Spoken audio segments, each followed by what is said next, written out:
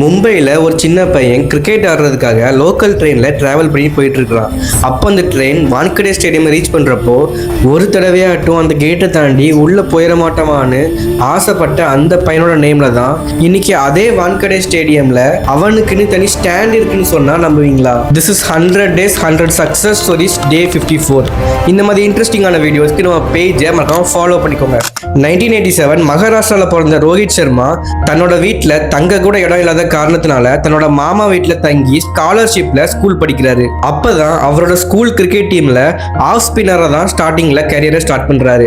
அப்புறம் அவருக்கு பேட்டிங் வரும்னு தெரிஞ்சுக்கிட்டு அவரோட கோச் இவரை ஸ்கூல் லெவலில் நடக்கிற ஒரு மேட்ச்ல பேட்டிங் ஆட வைக்கிறாரு. அந்த மேட்ச்ல 120 ரன் அடிச்சு எல்லாரையும் திரும்பி போய் வைக்கிறாரு. அதுக்கப்புறம் ரஞ்சி டிராஃபிலையும் இவர் கொடுத்த பெர்ஃபார்மன்ஸ்னால 2007 இந்தியன் கிரிக்கெட் டீம்லயும் இவருக்கு ஒரு இடம் கிடைக்குது. ஸ்டார்டிங்ல இந்தியன் டீம்ல பெருசா பெர்ஃபார்மன்ஸ் பண்ண முடியாம போகுது. அவ்வளவுதான் கெரியரே முடிஞ்சு போச்சுன்னு நினைக்கும் போது 2013 தோனி கேப்டன்சில இவர் ஓப்பனிங் பேட்ஸ்மேனா ப்ரொமோஷன் பண்றாங்க. அண்ட் அதுக்கப்புறம் நடந்தது எல்லாமே ஹிஸ்டரி. இந்தியாவுக்கு ஓப்பனிங்ல பயங்கரமா ஆடி டபுள் சென்ச்சுரிஸ்ல அடிக்க ஆரம்பிச்சு ஹிட்மேன், டேடிஸ் ஆஃப் ஹண்ட்ரட்ஸ் நேம்லாம் எடுத்து கடைசியா இந்தியாவுக்கு கேப்டன்ஷிப் பண்றாரு. இவனோட கேப்டன்சில இந்தியா வேர்ல்டு கப்லாம் வின் பண்ணாதுன்னு சொல்றவங்க மத்தியில 2 ஐசிசி டிராஃபிஸ் இந்தியாவுக்காக வின் பண்ணி கொடுத்துருக்காரு. அது மட்டும் இல்ல ஐபிஎல்ல மும்பை இந்தியன்ஸுக்கு இது வரைக்கும் 5 டிராஃபிஸ் வின் பண்ணி கொடுத்து இந்தியாவில் ஒன் ஆஃப் தி கிரேட்டஸ்ட் கேப்டனா மாறி இருக்காரு. உங்களுக்கு ரோஹித் சர்மா எவ்வளவு பிடிக்கும்னு கமெண்ட்ஸ்ல சொல்லிட்டு போங்க.